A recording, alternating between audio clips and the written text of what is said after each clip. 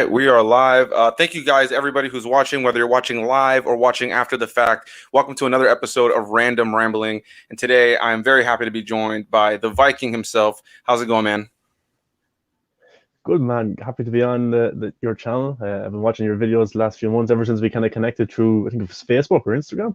And Yeah. yeah, I enjoy your stuff, and I'm happy to be a guest on the show. Thanks, man. No, I appreciate it. And yeah, we did a review together, if anybody remembers, a few months back for Krampus, the horror Christmas monster movie, which was a lot of fun to talk about. And yeah, man, you are somebody who intrigues me quite a bit. Not only because you call yourself the Viking and you have the epic accent, but also because you are just a diehard DC fan, and we're going to get into that as we talk about this here. But you're just a big fan of pop culture. You remind me a lot of myself in the sense that, like, when I see news is coming out, like, I'm always on top of movie news. But man, if there's anybody else who is right on top of it, if not way ahead of me, it's always you. Every time I go onto Facebook, you have the new t-shirts that are coming out, the new poster that came out, the new trailer, and you are so quick on it, man. So I have to commend you for that. Like, do you purposely have like notifications set for things to like make sure you're like the first? Well, so yeah, basically, so on Twitter, I follow all the news outlets, and you can get like the notifications. So the minute they post, I get a notification. But also, I'm signed up to a lot of the big kind of news outlets, so Deadline, Variety. So the minute they post an article, I get an email straight away. So an email goes to my phone. If there's any big stories and stuff, so I can just look through my phone and see if it's something big. So yeah, like I'm on my phone a lot now because we're on lockdown here, as I was telling you before the show. So I have nothing but time. So Yeah. I'm just watching movies, watching shows, and then I'm on my phone. So yeah, I just like to be. I like doing it, and like I don't have thousands and thousands of people following me. Well, I've got a few on Instagram and Twitter, but I just like doing it. Like it doesn't. I don't know if anyone likes me doing it or anything, or if people look for my account to see what kind of news is coming out. But I just enjoy doing it, and I just love movies, and posting, talking about it is just what I like doing. And I don't know, it's great to interact with other people because when you post something, somebody's going to comment, "Oh, I like this," or "I disagree with this," and they kind of, in a way, attack you or they agree with you because you're posting it, that kind of way. So if I post something that people don't agree with, they usually come at me, but then we kind of have a conversation about the certain topic, and I like that a lot. I really do, as long as it's civil and not fu and stuff like that.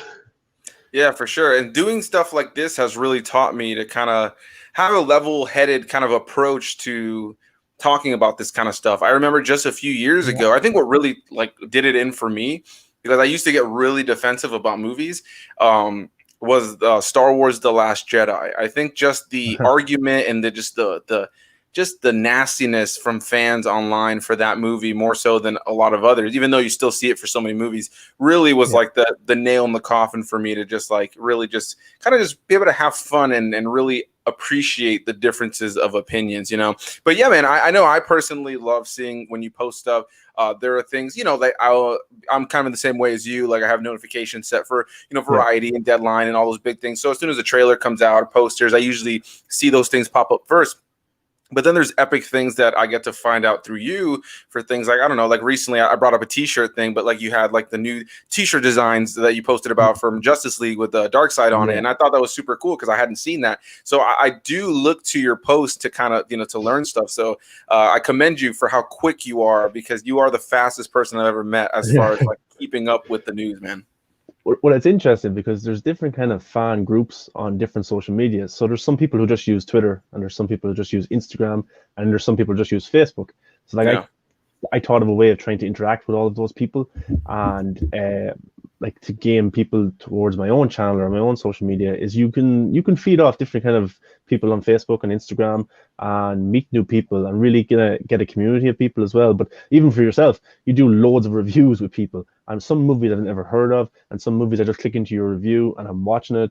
And then what I like about it is it's your opinion, and then it's somebody else's opinion as well. And then it kind of gets me interested in, oh, I better check out that film. Like I kind of like how this person was talking about it. So yeah, we all do our own thing, and I think your channel is going pretty well as well. Like over 1,000 subscribers too, and I think the reason for that is because you're interacting and engaging with so many people in a friendly way, and you're always kind of replying and liking and sharing things on Facebook as well. So I think it's pretty cool. Yeah, man, for sure. I think that what I've really learned is like what I really enjoy about YouTube and what I started the channel for was a sense of community, man. I'm sure you can agree. And I feel like you and I are similar in this way that you're into this stuff. You're crazy about it. You're excited about it. It really gets you motivated to be, to have a hobby, to have things that you're into. And there's Yeah, nothing worse than just coming across like your coworkers or, your casual friends and maybe trying to share that excitement. And it's just kind of hit with like a wall of either negativity or lack of enthusiasm about it. And you can't help but feel like, all right, well, I can't really get excited about this movie with this person because they don't care. For them, it's the guy in the cape running around in his undies. But for you and I, it's like it's far more. And so I yeah, do appreciate that about your approach to things. And I've been somebody who has had my criticisms of the DCEU, though I do enjoy. There's not a single movie in the franchise that I flat out hate or dislike. I like every single one of them, with some of them being on different spectrums. But man, I have loved seeing your passion for the Snyder Cut, and we're going to get into Snyder in just a little bit. But before we get into all that, I do want to say thank you, first of all, for you being here in this video, mainly because you are in Ireland. You're the first person I've yeah. had on the channel from overseas, and you are from Ireland. As far as yeah, you are the first person. I think about it. You're the first person that, even with the collab review we did, that I have ever had on the channel from overseas. Awesome. And it's over. I think, if I'm not mistaken, is what, 2:41 over where you are right now. 2:41 in the Yeah, two. morning. Yeah, yeah. So, but like time is kind of irrelevant right now because my routine is all over the place because I don't not working. I'm not in college at the moment, so I'm just kind of I don't even know what time it is. Doesn't matter. It could be 2 in the day for me. I see what you mean, man. It's gotta be crazy because let's talk about that for a moment, real quick. Also, anybody who's interested, Movies That Maher with a Viking. The link to his channel is already down below in the description box. Please go subscribe to his channel if you're a fan of comic book stuff. If you're just a fan of nerdy stuff. If you've been watching my channel and you see all the stuff I'm into, he is so quick to post full news-based videos, super super quick as soon as the news hits the internet. I kind of envy how quick you are with it, to be completely honest. So like that, I used to think to myself, man, I want to do stuff like that, but I just feel like I won't be quick enough, and you are quick enough. And so for me, yeah, I love seeing your videos on that stuff, man. But yeah, anybody, if you guys want to check out the link to his channel, is down below in the description box. Before we get into all the DC stuff that I want to ask you about and talk to you about, especially the recent Snyder appearing on your channel, which is absolutely crazy. Mm. I want to talk to you a little bit about, I guess, the virus and what it's been like for you over there, man. Like for me here, the virus hit. We went into lockdown for a good like 4 or 5 months. I was, lucky enough to be working for a company that paid for my time while I was on the lockdown, which I was really grateful for. But since then, like I've been working for months and months, like almost a year at this point now, getting back into work. And I'm out there every day with the mask. Just came from work before this. I live in Central Florida near Disney World and Universal Studios and all this. So a very tourist heavy Yeah. area. So I'm always around masses, and everything pretty much is open. So what has it been like for you now, almost a year later, still being in lockdown? Yeah, it's like in a way I never really went out like to nightclubs or bars that much. I always used to go to the cinema, so I do miss that. Like I used to go to the cinema once a week after Yeah. college on a Friday to go see the newest movie, and I do miss that a lot. That's kind of transitioned over to Netflix now, watching Disney Plus a lot and stuff like that. So yeah, I do like I used to go to the gym a lot as well, so I miss those kind of things. But then it makes me kind of look at what I have and do something different. So I have a home gym now, and I use that. I have my TV, I have my computer, so I just trying to keep up with movies and stuff like that and keep my own fitness up in my own way. But yeah, it's nearly a year now in March when we first went into our lockdown here in Ireland. But it's kind of seems to be getting worse since Christmas now, up to 7,000 cases in one day. And look, it doesn't seem to be going away anytime soon.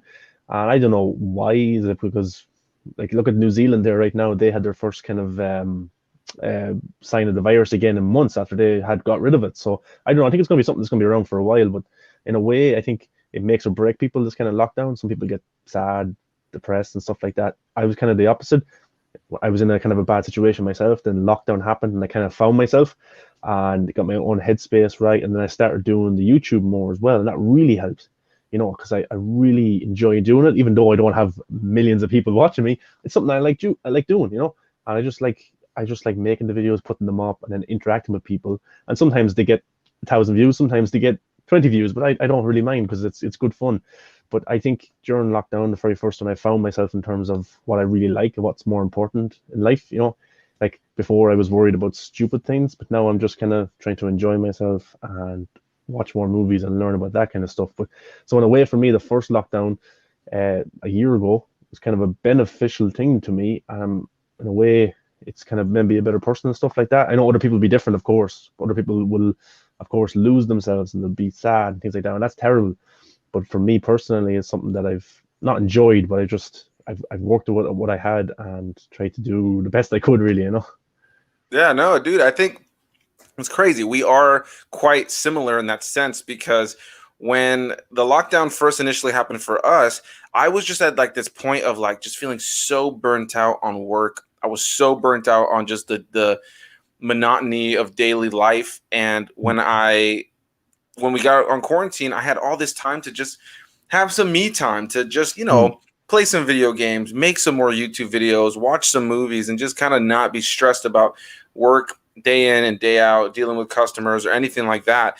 Yeah. And it kind of similar to what you said, I was able to kind of find myself to the point where Mm. now, like, I feel so much more comfortable in front of the camera. I feel so much more comfortable with who I am, and just kind of, like you said, sometimes it can be discouraging. I don't know if you feel this way, but like, when you post a video and it gets like 20 something views, but then it's always just so encouraging when you do post something and it gets thousands of views or hundreds of views, Yeah. and you get all these people that are commenting and engaging in your content. And I'm sure you've also realized stuff like this too, where you'll post a video and it'll get like 30, 40 views and it sits right there. And then you check months later and it's got hundreds of views. Yeah. It's Yeah. kind of weird how that happens. It's a very strange thing. So, I mean, I guess something to kind of play off of what you were saying, usually the first question I ask everybody here, but I kind of went on a tangent, would be what really got you started on YouTube? What made you click create a channel?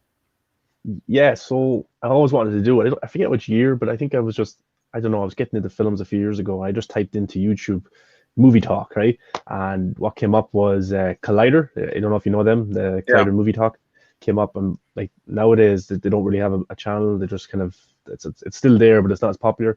They used to have like a bit, like a people at a table, like a news kind of, or like a sports table. We had all Yeah. the kind of pundits.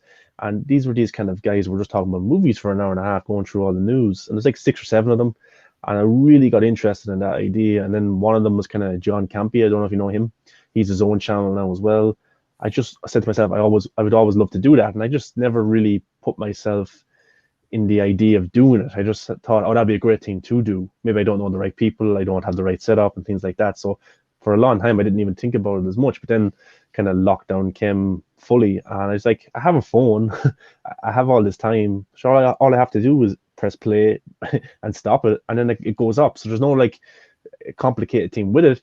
And of course, there's the live streams and things like that. And I'd love to get into them soon enough too. But it was just that. I just thought, well, why not do it myself? Because as you said, finding yourself, like, what's the point of doing stuff that you hate doing? Like, what's the point of being in a negative headspace over something that you should be enjoying? So I just said to myself, what's the most important thing to me? What do I enjoy doing? And I enjoy movies, so I'll just do that. And I enjoy working out, so I'll just do that. I enjoy eating good food, I'll just do that. I'll just do the stuff that I enjoy doing, playing video games, stuff like that. And then, because I end every video or most videos saying, do something that makes you happy, whether it be watch a movie or watch a show. Because sometimes if I'm feeling down, I'll put on an Adam Sandler film because they've always made me laugh since I was young. I just love his style of comedy. So I'd put Yeah. on one of those because just do something that makes you happy if you're having a bad day. And that could be a simple thing as pressing play on a movie. Yeah, no, it's super true, man. Movies bring me so much joy, and I totally agree with you. And the YouTube channel also brings me joy. It's this thing that like I started it kind of similar to you. For me, for years I just watched people like Chris Stuckman and Jeremy Yeah. Johns and stuff like Screen Junkies and the Collider, and I always just wanted to be a part of that. Some of my favorite movie reviewers are people probably like Chris Stuckman or Jeremy Johns, but also people like Dan Murrow or like channels like Hello Garrido. And these people that I would just watch, and they inspired me to want to do the same. But it's so easy to kind of get in your mind and be like, oh, I can't do that. And then the longer I've done it, I just hit over 1,000 subscribers. I see you're almost at Yeah, 900 subs, so you're yeah, not far behind, and that's exciting, man. It's cool to see this little community of friends as well that we've all kind of built in our little Facebook group, and these people who are starting to collab with each other a lot more, and seeing everybody grow is amazing because there's certain channels that you see that maybe they just kind of give up, but then there's the channels that stay consistent like yours. And I mean, dude, let's go ahead and just rip the band-aid off. You just recently had Zack Snyder on your channel. yeah. I want to find out how that kind of came to be. But in the video, and correct me if I'm wrong, it seemed like you were the one who was in on it and your friends weren't in on what was happening. So how did that come to be? How do you feel being able to say, man, I was able to have a discussion with Zack Snyder after all of your love for the Snyderverse and the Snyder Cut? Yeah, so I also do, I probably should say that as well. I also do another show called the Movie Buffs podcast, which is on Yeah. YouTube as well. I do that with my friend. And then I'm also a part of a Real Anarchy, which is a big YouTube channel where I'm a co-host of a new show that they created called Real Talk Live. So I've got a Yeah. number of things going on. But yeah, so we on the Movie Buffs podcast, it was kind of so the whole day was about raising money for AFSP, which is the American Foundation of Suicide Prevention, which is for Zack Snyder, the director of Batman v Superman and Man of Steel. His daughter committed suicide a few years ago, so it was about raising money in a fund for her. So everybody in the Snyder Cut community who has a channel had like a time slot. So you had 1 hour or 2 hours for your stream. You put the link in the description to go donate, and it was supposed to be like 12, 14 hours of just constant streams. And that's what that day was about. But then Zach was popping up in some of the streams, and another guy I know, he's Irish too. He's kind of good friends with Zach, and he organizes kind of things with Zach, and he met him before, and he sent Zach the link to the live stream, and like while the stream was going on, we were also interviewing the author of the book, Release the Snyder Cut, which is coming out in March 1st, just about the fan community and how it happened and stuff. So, but while the stream was going on, we were interviewing the author of the book, but I was getting DMs on my laptop from the guy. I said, okay, I might be able to get Zach on. And I didn't think it would happen. I just thought, okay, yeah, we'll stay on for a little bit longer. So then the interview ended with the author, and our time was supposed to be off. But then the guy goes to me, I might be able to try and get him on. So I was trying to stall because I didn't want to end the show in case he could come on.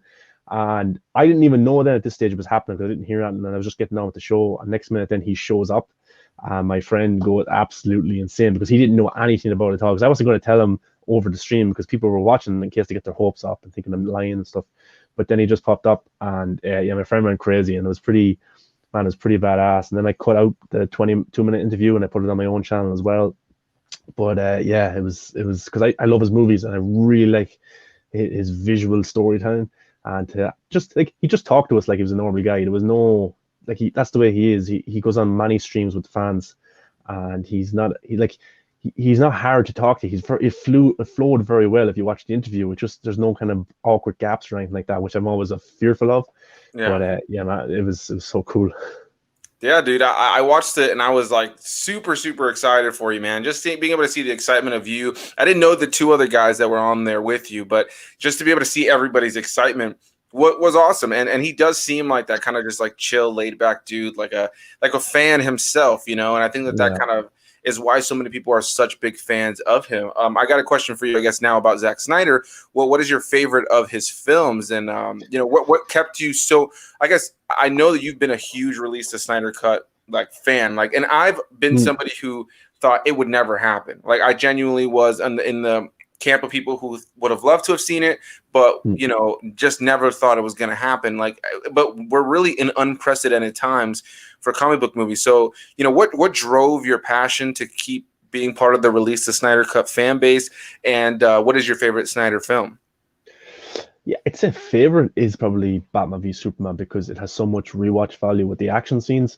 I think his best overall well-made film is Man of Steel. That film is just, I know a lot of people hate it because it's not their Superman or they don't like what he was doing, but for me, it's just an overall brilliantly made film. But Batman v Superman is a film that I've rewatched I don't know how many times, and it's a constant flow on. I think the action sequences in it are absolutely top notch. Some of the best you'd see in the comic book genre, like the Batman v Superman fight, the fight with Doomsday, the fight in the warehouse, just has so much rewatch value because of those scenes. And then I really like Jesse Eisenberg's Lex Luthor. even though many people hate him as well. I just really like what he did with the character. Ben Affleck as Batman, so good.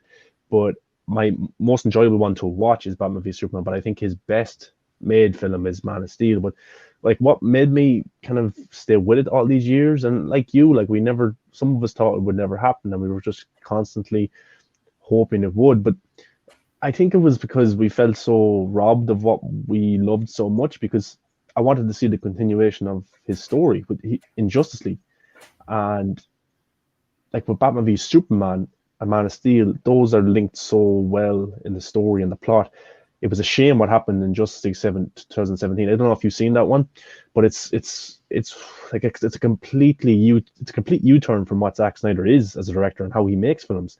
And then there was cheesy jokes, the visual effects were terrible. It was just a bad film. But the moment I watched it, I knew it wasn't a Zack Snyder film, because I went back and I watched the old trailers for Justice League, and a lot of scenes were cut.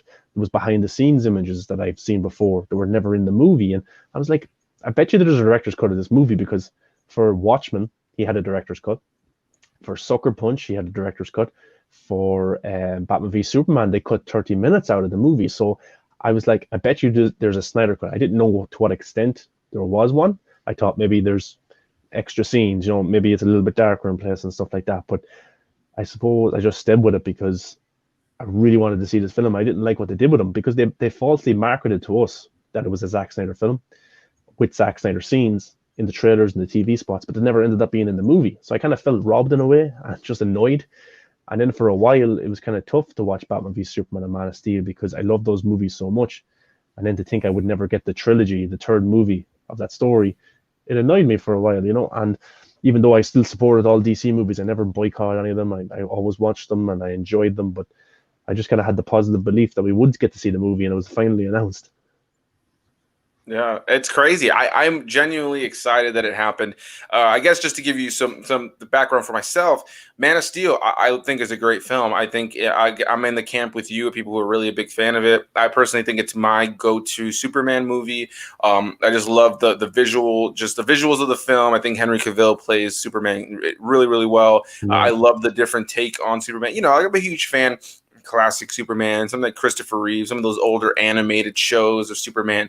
I like that, the red tight undie Superman. Like you need that as far as his legacy. But I really love the kind of reimagining. And what I really love about Batman vs Superman is that at the beginning, I love the way that movie opens. Not necessarily the whole, Wayne, like seeing the Waynes get killed again. Like that's cool opening. It's very stylized. But the whole seeing Man of Steel from a different perspective, the whole Bruce Wayne kind of seeing the finale of Man of Steel. I love the way that those two films are connected in that way. Now, what I will say is that Batman vs Superman is my personal least favorite of the current DC films. But I love hearing your passion for it, man, because you're right. The film is visually beautiful, incredibly well acted, some of the best action in the entire series, probably some of the best action in comic book movies overall. I think the grandma's peach tea scene is probably my favorite scene in the film. I think it's peach tea. But that scene, like the way it's executed, right before the explosion goes off, really thoroughly enjoy like the tension in that scene. Jesse Eisenberg was somebody that I wasn't crazy about when he was first announced, and when I saw the movie the first time, I wasn't crazy about it. But the more I've seen the movie, I've grown to enjoy it. And again, like even with it being my least favorite of the films, it's still a movie that I like. Like there's no dislike or hatred for the film. There's just things I would have liked to have seen go in a different direction. But the action's great. I love the introduction of Gal Gadot as Wonder Woman. Visually, just a spectacle, and definitely set things up for a whole different tone and vibe than we would get in Justice League. The 2017 film, I think for me, I liked it as a movie. Like it kind of reminded me, I don't know if you feel the same, but it kind of reminded me of some of the DC animated films where they expect you as an audience to already know these characters and their backstory, right? Like when you hop into one of the modern DC animated movies, they don't give you all this exposition to explain who these characters are and what's happening. It's kind of like there's that throwaway line between Cyborg and Flash where he's just like, oh, like, we're the accidents, you know what I mean? We're like, we as comic book fans can fill in the void of knowing what they're referring to, but the movies didn't really give that explanation. I think they needed a little bit more explanation. And so it's crazy to me. Well, what I was going to say next was actually that I think the biggest thing that really holds the movie back for me every time I watch it is just that there's just not enough. And that for the first Justice League movie in a series of movies that didn't do what Marvel did, where they gave pretty much all of the main Avengers their own singular film that led up to this big collaboration, it skipped that and went straight to having all these characters in one movie pretty much after like small little cameos.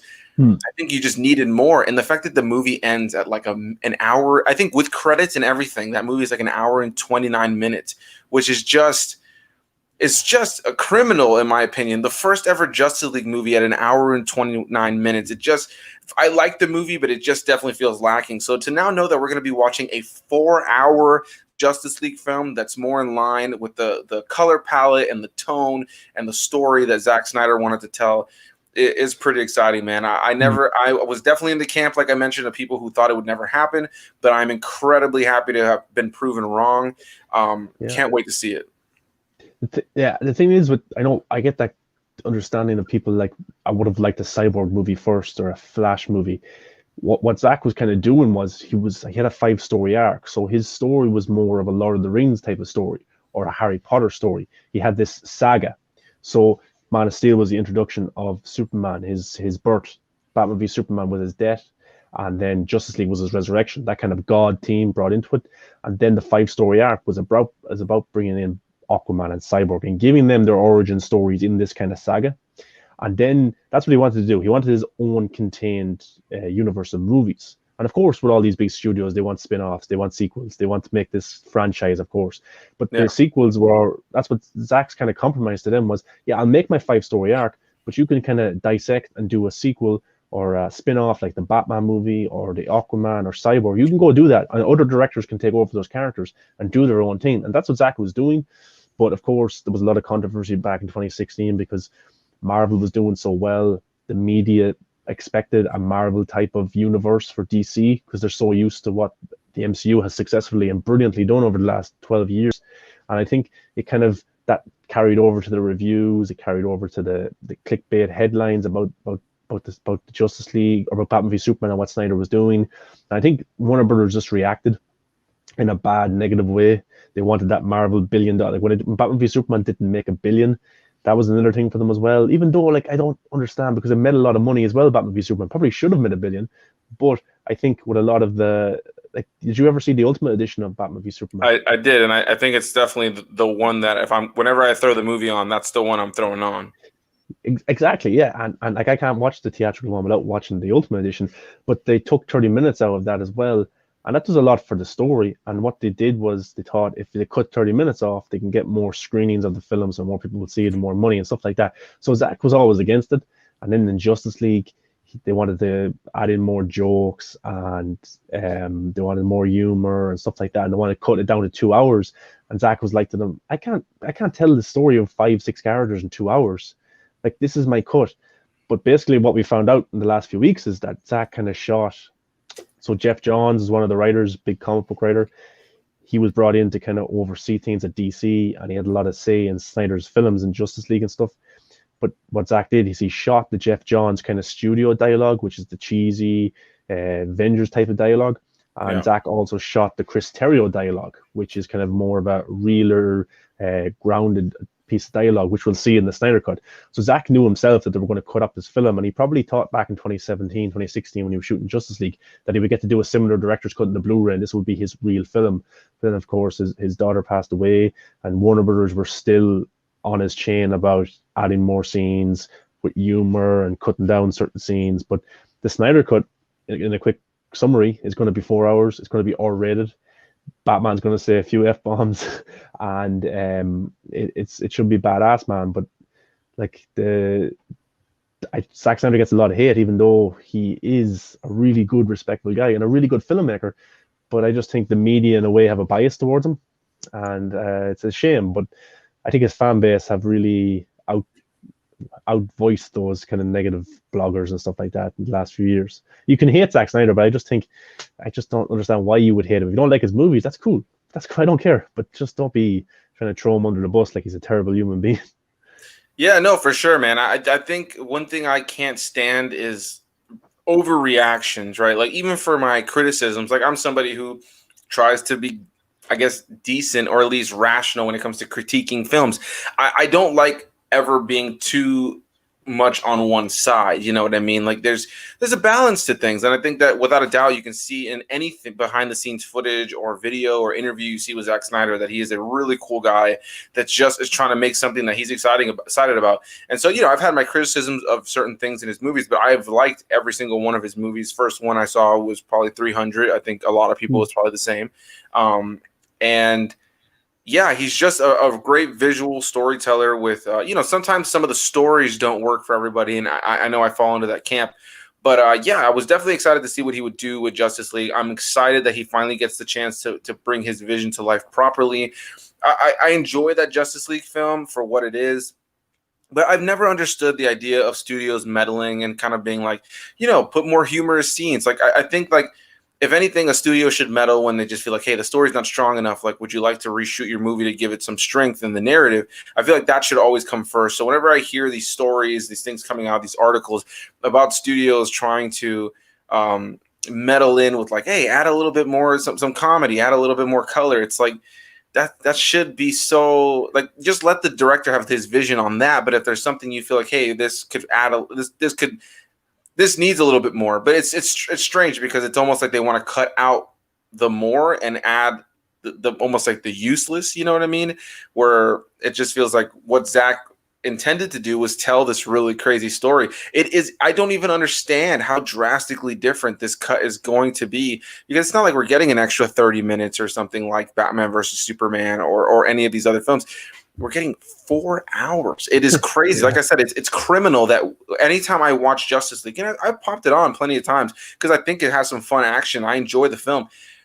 But when the movie ends and I'm going to click out and I see that it's with credits, an hour and 29 minutes, not even an hour and 30, an hour and 29 minutes, that's criminal. I think that that's just ridiculous that the first ever Justice League film was so short. You know what I mean? So, and I also, I can appreciate where you're coming from as far as like the fact that, some people wanted it to be, like these separate solo films that led into this big universe like the Avengers.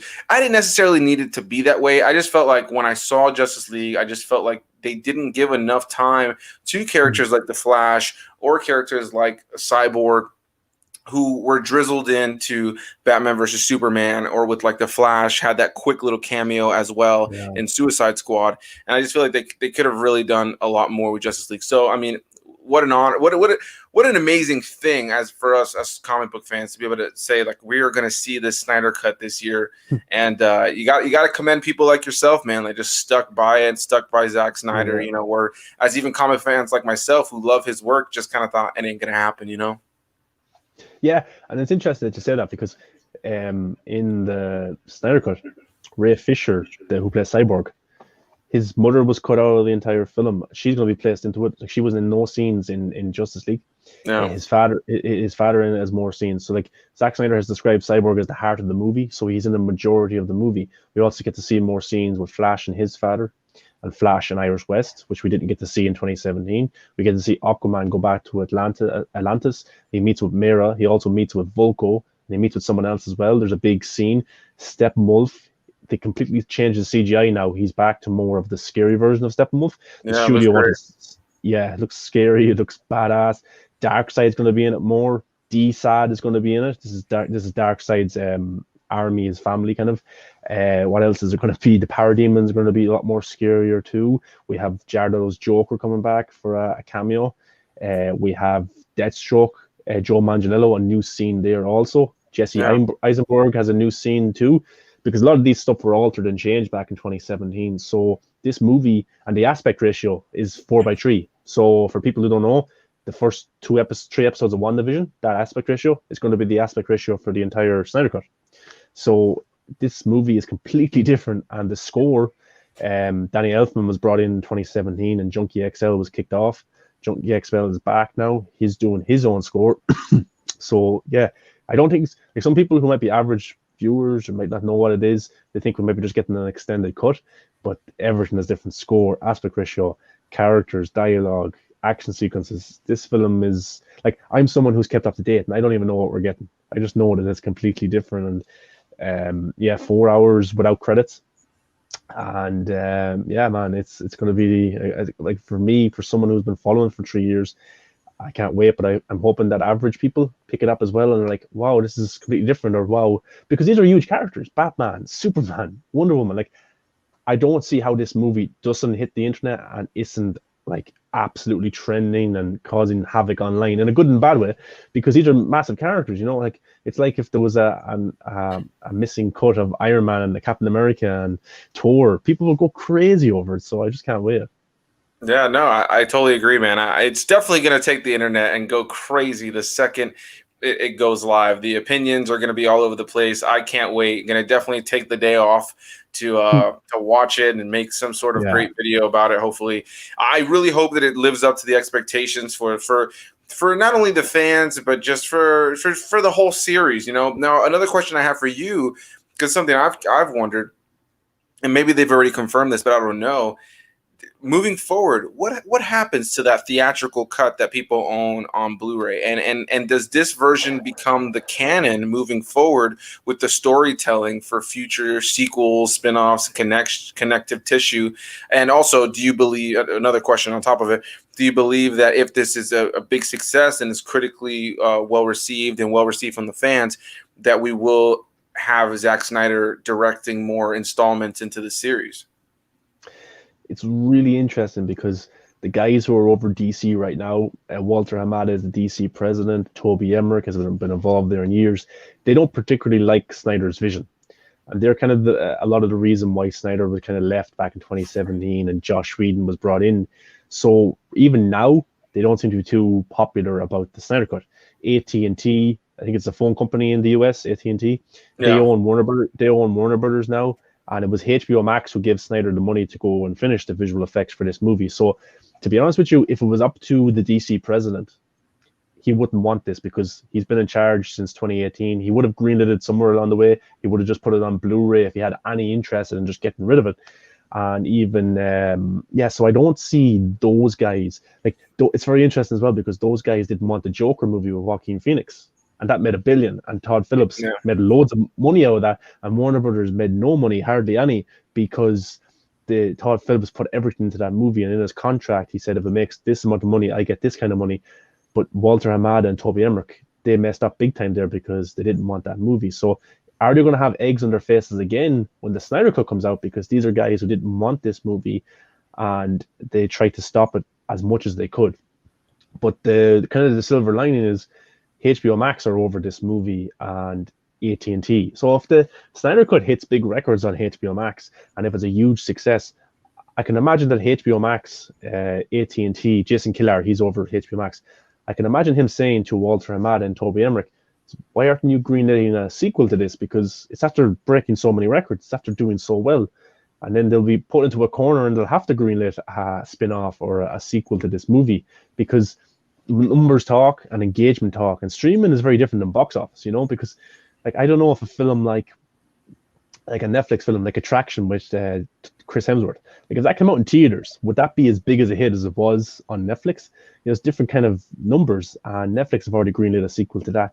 So streaming is definitely different, way different. And I just think if it's a success and the fans are as loud as they can be, a sequel won't be too far behind. But another thing is if Zach wants to work with these guys again because they've really put him in kind of negative environments before. And now Zach is working for Netflix as well, and he's getting a blank check there to do an Army of the Dead film, which is a zombie heist movie. So Yeah. it will be interesting, but I think if it is a success, some more of it will come in some capacity. It could be a spin-off, it could be a series. I think it will live on in some capacity, but the guys at DC aren't too much fans of Zack Snyder's work because they're the guys who have brought up Shazam, they've brought in the Aquaman movie, they've brought in Wonder Woman 84, these kind of brighter movies that had a lot more jokes and stuff like that, that didn't really have that much deep thinking. So those guys, that's their vision for the DC universe, and the Flash movie with multiverse coming into it with Michael Keaton coming back. That's kind of their vision. While Yeah. the Snyder Cut is its own contained thing, but I think if it does well enough, more will definitely come. So it's just about being positive and supporting it when it comes out and watching it as many times as you can if you want to get more of it.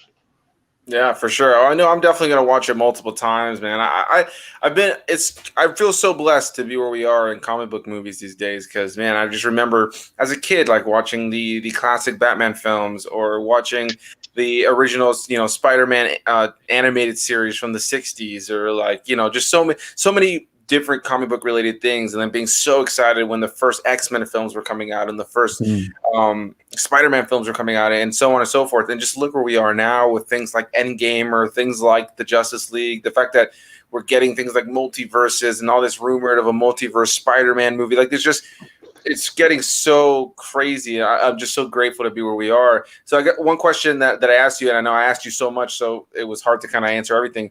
Was do you think that this movie will be the canon moving forward Oh yeah. versus the theatrical cut? Do you think that the way that because this is going to drastically change the story for characters like the Flash and Cyborg? Now I know there's the issue that Cyborg may not return for anything because of his issues with those higher ups at DC, but do you think that this story, once it releases, will kind of impact the way that they choose to tell stories for the characters like the Flash and Wonder Woman and Superman moving forward? Like, would these versions and this story impact the events of the future?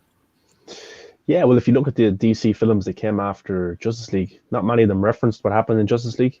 Yeah, Aquaman had a slight thing about Steppenwolf, but it never got into anything about what really happened. yeah, Even in Birds of Prey, they never talked about it. Wonder Woman 84, Shazam. Shazam was more of a nod to Batman v Superman than anything, with the kid playing with toys and then the Batarang being in it and stuff. So none of yeah, the movies that come after have really referenced Justice League. So it would be easy to say that Zack Snyder's Justice League is now canon. But for the core fan base and people who really prefer Snyder's version that don't like the Justice League movie, they don't see that as canon anyway. They don't because of what happened in that movie. But when the Snyder Cut does come, the fans will say this is now canon, but the studio might decide not to go forward with Zack's world. But like it's interesting because I don't see them even in Flashpoint referencing what happened in the 2017 Justice League movie. I think they're just going to completely ignore it.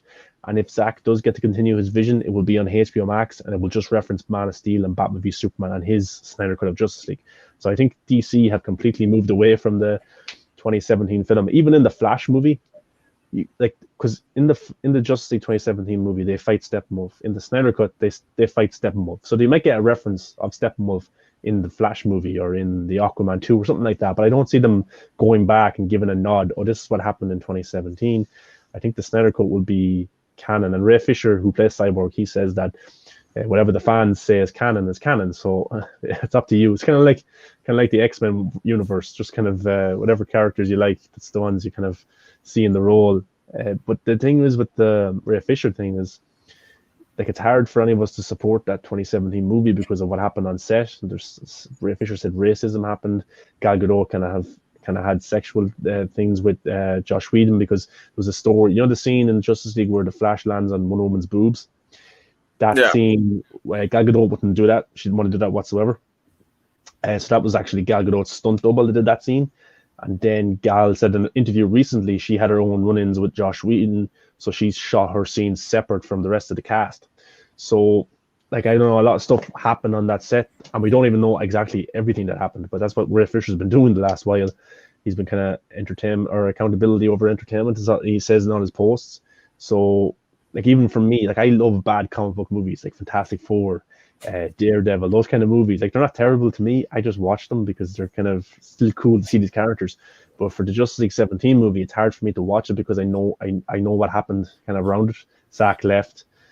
Ben Affleck didn't have the best time. What happened with Ray? So it's just hard for me to enjoy it, even though I watch bad comic book movies all the time. It's just with that one, it's very hard to revisit it. yeah. No, I can understand that for sure, and I appreciate almost all that. Like, I appreciate people like you who learn this stuff, right, and keep up with it because it's good to know these things, man. Because like I know myself, I didn't know all of that, and I've kept up with a lot of you. I keep up with your videos, so I do see like that's why I at least knew about the cyborg thing, but hearing about the Gal Gadot thing, it's a damn shame, especially in where we are today. And similar to you, I like watching the films that tend to get a lot of shit, man. I just recently reviewed the Daredevil film with Ben Affleck here on my channel, Yeah. and I still really enjoy that movie, man. It's a little cheesy, Did you, there's elements did you about it. watch? Did you watch the director's cut or the theatrical cut? I reviewed the theatrical cut, but I do own the director's cut, and I Yeah, think me that was too. a better film. Isn't it? It's not really different, but it adds a little bit more to it. And Yeah. actually, I have it there as well, the director's cut. And I watched it, and I was like, this isn't too bad. Yeah, I think it's a good movie. You know, there's some things that have changed, like the playground fight that's like a little bit like hokey, but like for the most part, I like the tone that's set up. You know, it's also comes from that era of comic book movies where they had a lot of like they had a lot of like rock songs, a lot of edgy rock songs, like as like Yeah, the score because they didn't really have like nowadays. You know, most comic book movies they'll have like a song play that's maybe like on the radio in the actual movie yeah. itself, but like it's not the soundtrack for the moment. It's usually like something that's has like an actual score to the film. Um, so I do appreciate that era of films, and I just think like for me as a kid, like that's what I loved. Like even like something like Ghost Rider, which I've also reviewed here on the channel. Not a great film watching it today, but it's fun. I enjoy it for what it is Yeah. because we didn't have things like we do now, where we have all these Mm. options.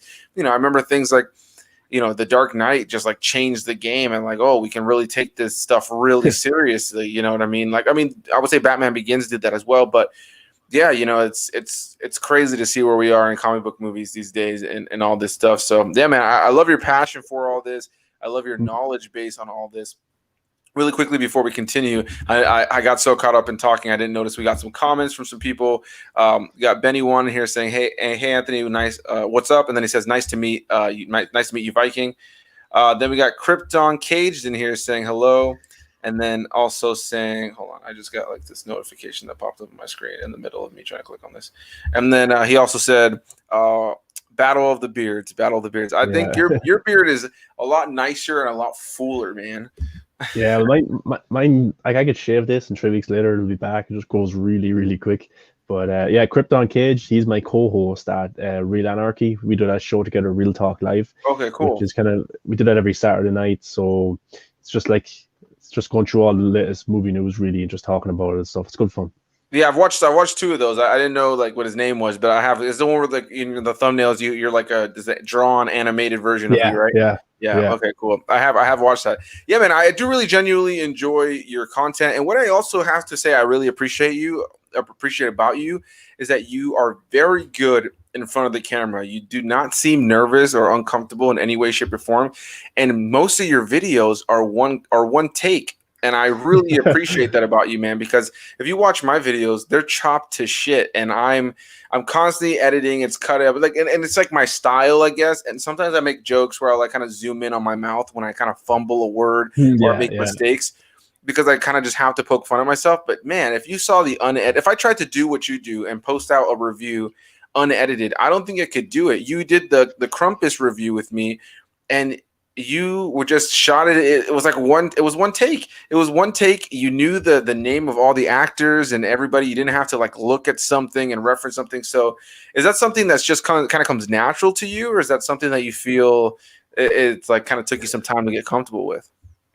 Yeah, well, just before I answer that, I actually remember because I was looking at my notes today. You asked me to do a Winter Soldier collaboration. I Yeah. actually have that in. I have that in my drafts. It's done. I forgot to send it on to you. I want to apologize here on the channel, No worries, man. because I do collaborations with you. Then I have Instagram lives as well. I do Instagram lives. And then I have the Real Talk Live, the movie buffs, then my own channel. So I have to look at my notes more, and I apologize over that. But I do have it. I do have it for you. But yeah. So I just prefer doing the one takes. People would think I want to hear myself talk or something, but I don't know. I'm very good at kind of learning who the director is, who wrote this, who's in it, those kind of things. Once the name of the movie sticks in my head, it helps. Then I just look at IMDb, do a once over of who's in it. It helps, of course, if it's actors I know. I can remember their names quicker and stuff like that. But yeah, I Yeah. just prefer doing it one shot, and sometimes I'll mess up. But basically, what happens is I don't necessarily mess up. Is my dogs start barking because they're very loud barking. So then I have to stop, tell them to shut up, and then like press play again and go again. But yeah, I just prefer doing it that way. And I know some people do a lot of editing where they do cuts and stuff. Jeremy Johns is one. I don't know how long it takes him to edit a channel, but like for someone who doesn't have all the time to be uploading. Like this isn't my job. This is only for fun. So it's just easier for me to press play, talk about what I liked, what I disliked, or what the news is, and then end it and then put it up. It's just kind of quicker for me. Now sometimes I stutter on words and stuff like that, but yeah, I was always very good at talking in front of people and public speaking and stuff like that. So I think it's just a preferred way I like doing. I know other people aren't, but you're good too, man. Don't be too harsh on yourself.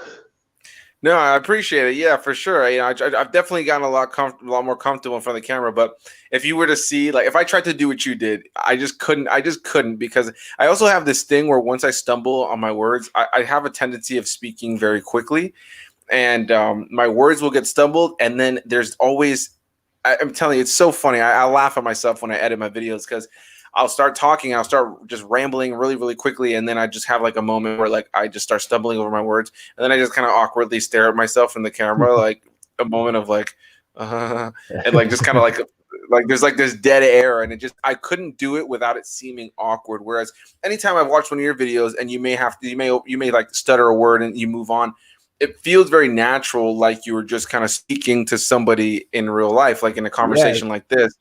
yeah. One of the people who was watching my videos, they messaged me and said, "Oh, I like your videos because it feels like I put my phone down next time I'm having a conversation with you and you're just explaining something." I said, "All right, that's Yeah. cool. Actually, I never thought of it like that." Yeah, that's exactly what it is, man. Like you're really really good at it, man. And definitely you could tell that you have a comfort in front of the camera. But I appreciate the kind words for my channel too. And going back to what you were saying with Winter Soldier, no sweat, man. Literally, when I always tell people no rush on a collab, like I genuinely mean no rush. There are people that I've been waiting for months for collab videos, and I think for me, it's just, I just don't have like if it's something I really want to review immediately, I will do it on my own. Like, you know what I mean? Like, there's no problem. Like, there's things like WandaVision coming out that I'm making my videos on my own. But I like doing these collab reviews. I have like a bunch of them lined up. And, there's some that I want to do alone, some movies that I feel like Yeah. maybe like right now I'm doing like the Saw franchise alone. And I think because that franchise is so intertwined with every single installment that if I just ask somebody like, hey, you want to do Saw 6 with me? And they're like, well, I haven't seen the first 5. It's like, well, it's not fair to hear their opinion on something that if they're like Yeah. that deep into the franchise. But then that's why I asked somebody like you who's a comic book fan and is well versed. It's like, hey, you want to hop on Winter Soldier? Because I know you know the stuff. I know you're going to be able to add some comic book knowledge to your take on it. So that is definitely excites me. But man, whenever you get it to me, no sweat, no worries. My mom actually, which has really helped me out, for Christmas, my mom got me like this book she found on Amazon that is literally like a YouTube book.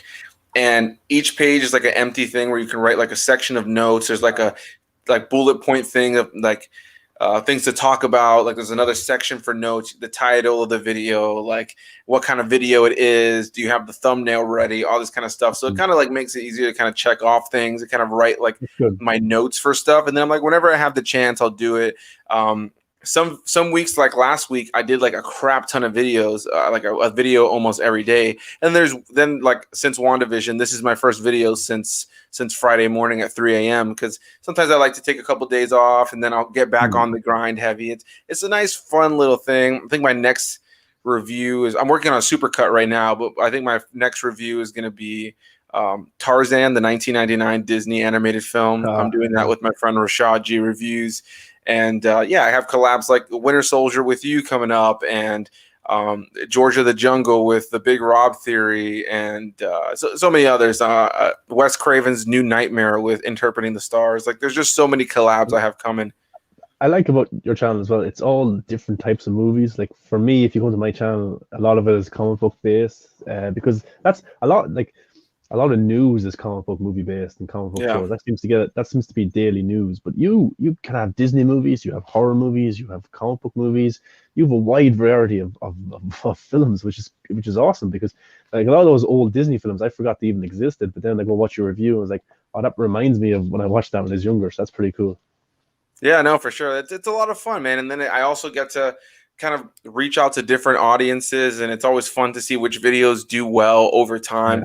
It was like it's kind of like we were talking about that earlier. Just like you'll post a video, it'll just do okay, or it'll do fairly well for what your channel usually gets, and then you check months later, and it's done like so much better than you could have thought. One video that's been slowly kind of edging its way to 1,000 views for me is the review I did like 8 months ago, 8 or 9 months ago, for X-Men Evolution. I don't know if you've ever seen that. It was like a animated X-Men No. show from back in the day. Pretty cool, man. I really enjoy it. It's on Disney Plus. It's like 4 seasons, and it's like a show about like the kids. Like the X-Men are like teenagers. You have like Cyclops, Jean Grey, Nightcrawler, the main gang. They're all teenagers, and they go to they go to Xavier's Institute. They live there. You have Logan and like Beast and Storm and Professor X, all as like the professors, Hmm. but they go there only for they live there, but they only really stay there to learn about their mutant powers. But they actually go to regular high school, so it's like a regular like high Oh, school like teenage drama kind of show. But then they also are being X-Men. It's a silly premise, but it's fun, man. It's a good show. I decided to revisit it, made a video on it. It got like 20 views. I was like, all right, yeah. whatever, no worries. And then it's like almost to 1,000 now. It's just crazy how that happens with YouTube. My most viewed video is the Passion of the Christ video. Got like 80 views at first. I just moved on. Wow. Easter Yeah. came around, and now it's like at 40 something thousand views. I'm just like, how did that happen? It's crazy because like I did a Lead a Battle Angel. I heard lots of people talk about that to watch Yeah, it. So I watched it like I think it was a year after the movie came out, and the title was I finally watched A Little Battle Angel. And it first came out, it got whatever 80 views and stuff like that. I moved on. Like I go back now, it's on 1,000 views. Like I don't understand how those things happen. Like last week I made a video about Steppenwolf. I said Steppenwolf would brutally murder people in Zack Snyder's Justice League. That just took off like wildfire. Got like 2.5K, and then you do another video and it might get 30 views. It's weird how it works. But then I also did like back in my early days of YouTube, I did a lot of editing in terms of how Justice League was different in 2017 from what we're going to get in the Snyder Cut. And those got loads of views. I think like 115,000 views is one of my first videos. That's nothing to do with movie reviews or anything. So it's just weird what kind yeah. of trends on the algorithm and what doesn't. But yeah, it's interesting. But I think I don't know how it works, but I just like doing it. It's a lot of fun. But I also do a show called on my own channel, Movies That Matter, which is just basically going through the news of the week, and I do that on Instagram live. So that's another audience I'm hitting straight away. So I do that. I have all my my news ready, and so I have a piece of paper there, and I just write down a little piece of information so I remember. But then I'm able to upload those onto YouTube as well, and they're good fun because you can interact with people on Instagram, then you upload them onto YouTube because then people look and see. Oh, this is kind of like a news. It's like I'm a news anchor. It's kind of a different thing I do. I haven't done one in a few weeks. I'll probably do one this week sometime, but that's another kind of fun thing I like to do as well. Like pretend I'm a news anchor when it comes to movies news. Yeah, I mean, and you're good about it, man. You're passionate about it. You're knowledgeable, and again, you kind of seem like you don't have to really like constantly be reading off of something. Like you have very formed opinions and thoughts that are very like driven. And even when you've had things that you've talked about that I don't 100% agree with, I think like one of them that I can most recently think about was like you kind of like had a mentality towards Christopher Nolan's response to the whole HBO Max thing, where you're like you either adapt or you fail kind of thing. Hmm. But I appreciate your approach. I appreciate how knowledgeable you are and how you go about it. And you have your opinion. You come about it, but you're also very open to hearing other things from people and kind of seeing like you're never too heavy in one direction. So I gotta commend you for that, man, for sure. And you know you got so many different things going on. Like it's only a matter of time that your channel also hits 1,000 subscribers. You're like right behind me, and Yeah. it's been cool to see you like start to appear in all these places and have all these different videos and stuff like that. And like you said, it's just good fun, man. It's been for me with YouTube. It started as this like kind of thing I was doing like awkwardly. I started all my early reviews were in my car because I didn't feel comfortable enough like filming in my house with my family. Now I live with my girlfriend or my fiance on our own. And so like she's not home right now. I have like I'm just able to just do my own thing. Hmm. But yeah, no, it is this really fun and fulfilling thing. Especially, I don't know if you feel the same way when a month ends or even a week ends, and you look back at like your recent uploads, and you can look at this like library of content you've created in the last like month. It's a very like satisfying feeling. It's kind of crazy how we're so self-conscious around our family, but when it's strangers on the internet, we don't really care too much. Right? No, You it's so know, true.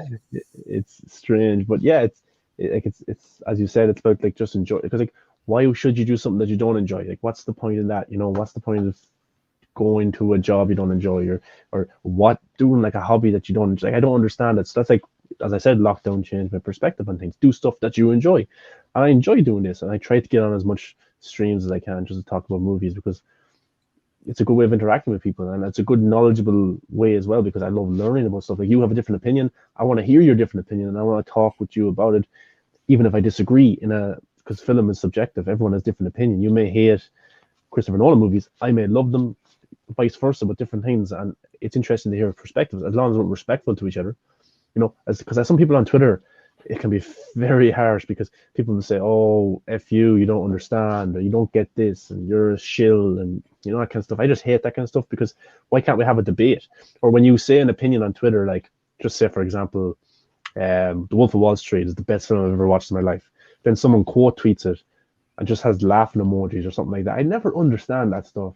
Like at least talk to me about why you think I'm wrong instead of just laughing at me. So that's what I try and bring. And I actually do that to a lot of people on Twitter.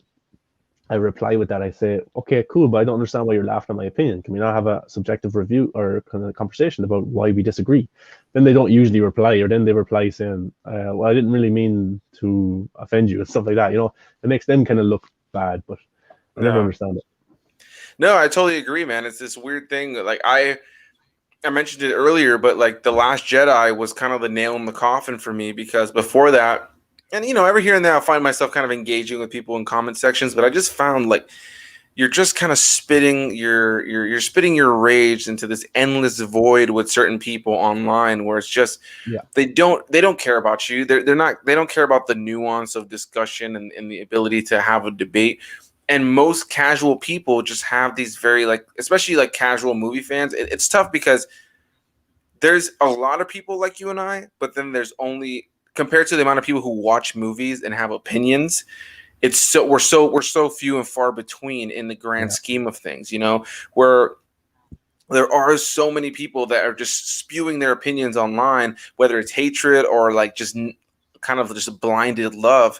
And if you ever have a criticism or a disagreement or something, it just causes issues. Now, I can definitely admit to for a while being overly defensive about movies, like I said, The Last Jedi was the last straw for me, where I just realized I don't like how this is making me react to people, the visceral kind of anger that it brought out in me, or the kind of not even anger sometimes. It was kind of this snarky, like I gotta say what I gotta say. The next response gotta shut this motherfucker down. But why is that the approach, right? Why not just be able to kind of sit back and discuss? And starting the channel was an ability for me to kind of start to build community and be able to discuss, like I said, with people that are into the same kind of things, because the sad reality is there are so many people that just don't care as much as people like you and I care. So you do tend to sometimes feel like that sense of like, oh, like I'm just kind of talking to somebody who doesn't care.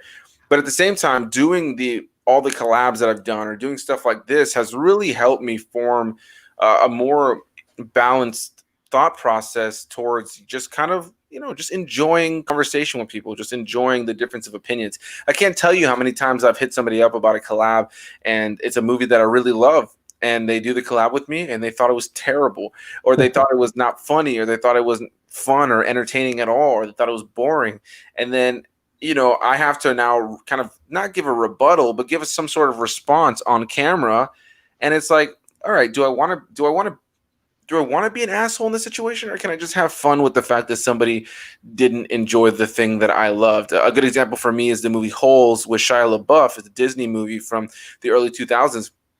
I love that movie. I gave it yeah, to my friend Rashaji Reviews. He hated the movie, and I was really shocked by it. But at the same time, I'm on his channel fairly often, and there's plenty of times he gives me these, something that's like maybe it was like a black classic like film from like the late 80s, early 90s, and it just doesn't work for me. I just don't not really crazy about it. And he's had times where he's been disappointed to hear that I didn't like something. And I enjoy the discourse now. I enjoy the conversation. And I think that something like this YouTube channel and making a point to make your hobby about kind of the discourse and back and forth debate about topics, I feel like it like eventually kind of softens like your approach to these discussions without it being up like reactionary, like to be so angry or anything like that. yeah. And like I used to do that as well. I used to respond to people because they said something they didn't like, or they were trying to get a reaction out of me. And like especially with the Snyder Cut. But then when I stopped doing it, I was like, I don't have to waste my time on these people. These people are just being negative and stuff. So why should, like, if you go to my channel, very rarely you'll see me review a movie I don't like, and because I just don't see the point. Like, I give my opinion on something, a piece of news or something that I don't like or don't agree with, or a movie I don't like. Like Captain Marvel for me is a movie that I don't really like. I'll give my review when it comes out. I'll talk about it on Twitter on that day, but I won't constantly bash that movie week after week. Come back to it Yeah. a month later, a year later. I'll never do that because there's no fun in that for me as a movie fan. What's the point? So movies that I review or topics that I review on my channel, it's usually stuff I like, because if you're too negative about stuff, I think it carries over into your own life. And then if you're on social media and you're negative a lot, it just ruins your kind of what's your kind of your mojo, your kind of just your inside. It just kind of it does affect you in some way. And that's why I was trying to just steer clear of that stuff. I used to engage. Sometimes I still do, but not as much as probably I used to, because these people just want a reaction. Some people want to have a debate. Some people just don't like the movie. But then when you ask them why they don't like the movie, they find it hard to give you a interesting reason why not, or. But yeah, I just kind of stay away from all the negative stuff because it brings you down. It brings you down. You think you're bringing the other person down, but it just brings you down. It's true, man. Yeah, no, it very much brings you down. Then you end up thinking about it, and then you're like heated over a situation that, quite frankly, on the other end, the person probably does not care enough. They don't care enough about these Yeah, movies and these characters to be upset about it. And there's times that they do, and they'll get civil conversations with people. But kind of like similar to what you said, like how many times have you talked to somebody about something or approached somebody, like they're like, I hate this movie, it was terrible, and you're like, well, why did you hate it? And they don't really have any sort of real response as to why. And again, that kind of brings me back to why I started this channel, was the ability to meet people that have the same level of passion that I do, that can kind of stand behind what it is that they say, and kind of be able to give a response to something that they, like, a genuine response to their opinion that they've like yeah, so clearly stated. You know what I mean? So yeah, that's something I genuinely appreciate about being able to do this whole YouTube thing, is like, whether this video or videos in general get an abundance of views or not, it really more comes down to just the ability to kind of sit back, have a good time, enjoy talking movies, whether somebody likes it or not. And that's been a challenge for myself. I think that it's so easy as humans to just kind of think, man, you don't like the thing I like, well, we must be enemies. But it just doesn't work that way, man. It's very interesting to me to hear what works and what doesn't work, to the point where now I have fun with it, where when somebody doesn't like a movie I love, or if there's a movie that I know isn't great, but maybe I have like a nostalgic attachment to it, maybe it's a movie I watched a lot as a kid that is really cheesy and really dumb, and I give it to somebody like Rashad G Reviews, who I know is a little bit more serious, like kind of like a guy who likes like action movies, and he's gonna watch it and probably think like, what the hell did I just watch? I yeah, almost get a kick out of that, where I'm ready to see his review mixed in with my review that maybe has a touch of nostalgia or bias. You know what I mean? yeah. And it's kind of cool because, like, my mother might not watch things that I watch. I kind of wish like I know what she likes. Then when I try and make her watch a comic book movie or an Adam Sandler movie, she might not be too interested. She likes her own things, but it's cool because different people like different things, and people are like, we're not everyone is into films as much as we are that way too. And like, as I said, even bad films I still kind of watch them because I think there's some enjoyment out of them. Like a lot of comic book movies that are bad, there's something to be understood about them. Like, because I'm not a big comic book reader, so to watch something like Daredevil or Fantastic Four or Ghost Rider, they're okay movies, but I get to learn about the character, and that's what I really like doing. I get to learn about the villains. I never heard this villain before. Oh, interesting. I'd love to see a different take of this villain. I think it has the potential to be a great villain. Like, and then you'd see the Daredevil series, the Punisher series. You're watching them. You're like, oh, this is pretty cool. So yeah, I think there's something to be understood. You get to learn about the characters. Even bad movies, you get to learn about directors' style, and then you get to see another movie, and you watch that movie, and you think, oh, that was pretty good. Who directed this? You look at the director. Oh, they directed that bad one I didn't like. Well, they've really improved since then. So it's kind of cool to see the contrast between all these different movies, and I just use it as an education because a bad movie can't be a bad experience if you learn something from it. Yeah, absolutely. And like, if you've seen my channel, like, I review a lot of sometimes garbage, a lot of crap, but I just like reviewing things that I see because I really love the filmmaking process, and you clearly do as well. And it's like, I love that the amount of work that goes into something. I think that any movie, that's why there's such a wide variety of things I review on my channel, is I think any movie deserves a discussion to some extent. There are movies that are boring, that are kind of dumb, that aren't good, that aren't well written, that aren't well acted, but there's usually something. I'm of the mentality that there's no movie is all good or all bad. Even the movies that we love to the nth degree. Like I am a diehard Star Wars fan. I have been my whole life. I probably always will be. Go to the conventions, met plenty of actors. I've waited hours. I've slept overnight at places to be in part of panels.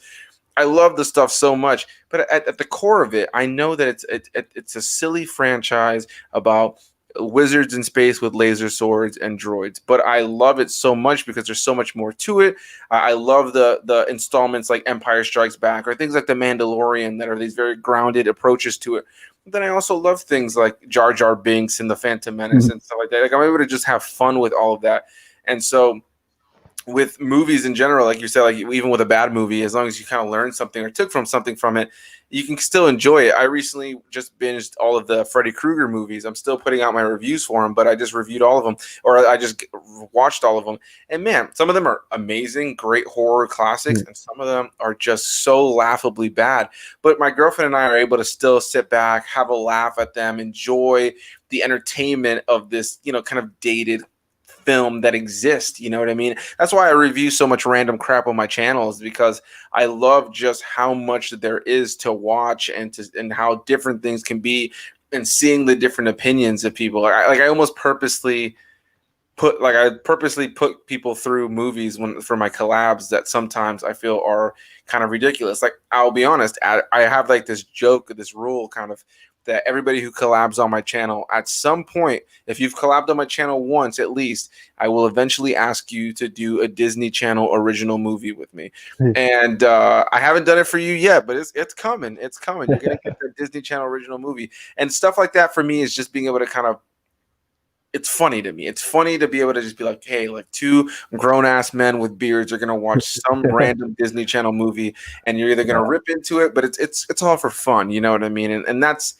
I am grateful for the YouTube and the YouTube community, the YouTube channel and the YouTube community, for really making me feel this place of just peace with my opinions and peace with other people's opinions. Yeah, that's a good platform because you bring people on your channel, and it's people get to be in. Someone gets introduced to me tonight. They might hate me, they might like me, they might check out my stuff. Same with all the other guests you have. It's pretty cool. But as you said, like the Freddy Krueger ones, I'm like that with Michael Myers. Even the bad Michael Myers movies, I really like because it's a guy who just looks scary as f. Even the Chucky movies, not all of them are great, but it just, I don't know, something about them is pretty unique and different.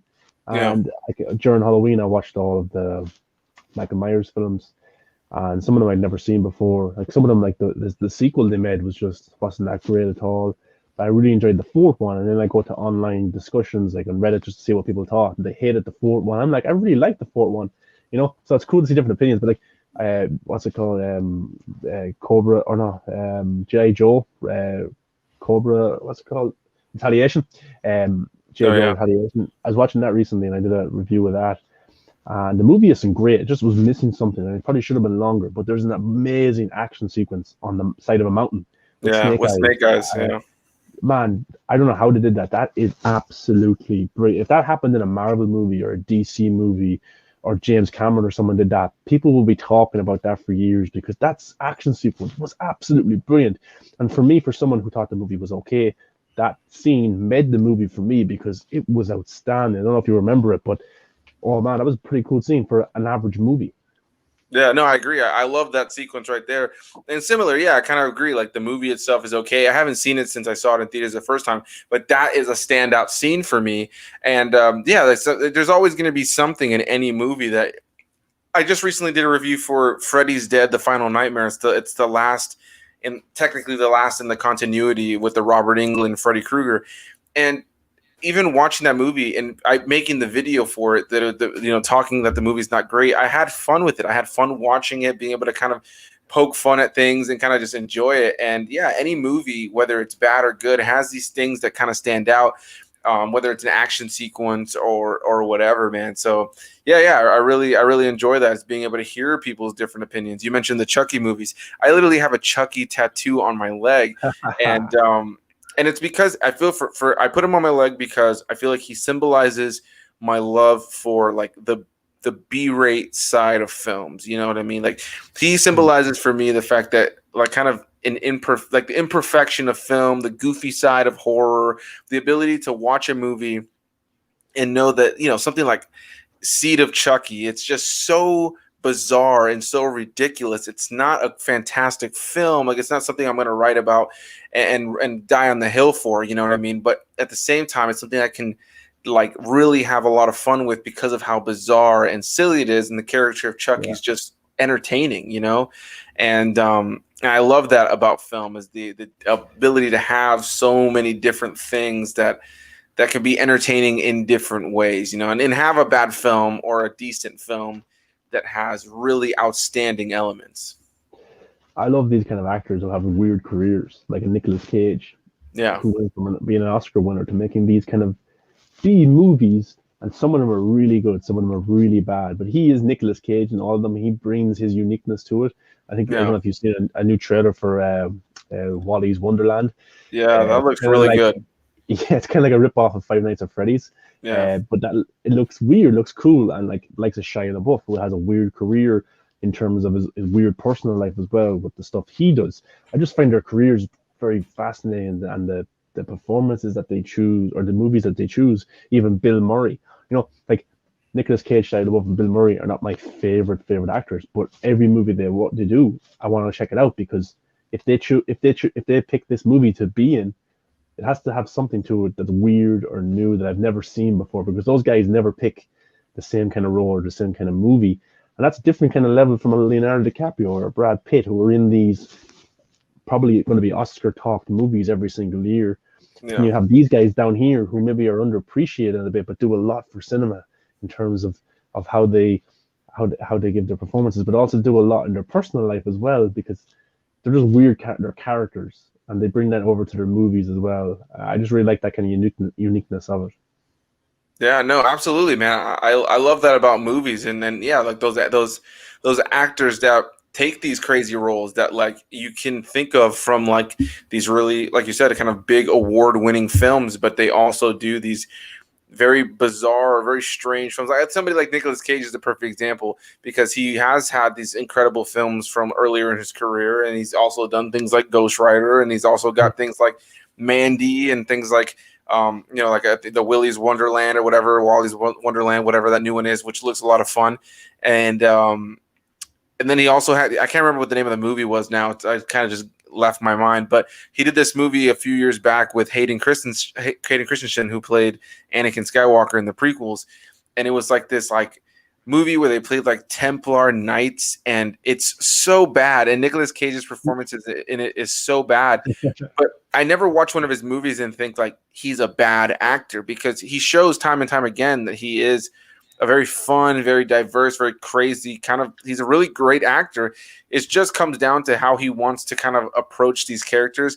He takes Yeah, really big swings, and he doesn't really care if he misses. Whereas, kind of like you said, somebody like a Brad Pitt or Leonardo DiCaprio, they're very hyper specific on the roles that they're going to choose, the movies that they're going to be in. And it's nice to have some of these really big actors like a Nicolas Cage or a Bill Murray, who are going to pick these random roles and kind of just have fun with it. You know what I mean? And be able to bring yeah, something different. And if it's a swing and a miss, it's all right. But like you already know, yeah, they're still going to have something else up their sleeves that kind of, makes it a little bit, worth keeping up with them. yeah. I'd love to interview any of those three that I mentioned, because Yeah. it'd be fascinating. Like Yeah. at least like if you're interviewing Leonardo DiCaprio or The Rock, you're getting them maybe of how they're being presented in terms of how they want to be presented into the public. But with Bill Murray, with Shia LaBeouf, with Nicolas Cage, there's no filter. That's who they are. And I'm sure there's some interesting, not just movie elements you could touch, but also just in life in general. And yeah, I'd love to interview one of those three someday, or just even meet them. It'd be pretty cool. Honestly, I love Shia LaBeouf simply because he just is so He is so himself, man. Like there's a series of videos. I believe I can't remember if it's on GQ or if it's on Variety. I think it's on Variety. It's called Actor on Actor, and it's where they have these. Yeah, If you've never seen it before, you should check it out. It's like they have two different actors, and they Kirsten Wiig or Kristen Stewart, didn't he do one with her? yeah, he did one with Kristen Stewart, and it was just such a great conversation because the dude just seems so down to earth. A few months back during the whole quarantine, like when it was like, I mean, obviously you're still in quarantine, but the like earlier phase of quarantine, Shia LaBeouf did like this like Zoom call, like script reading, like some sort of reading from like a movie. I can't remember exactly what it was, but you have people like Morgan Freeman in there and like these other big name actors, Yeah, and I don't remember.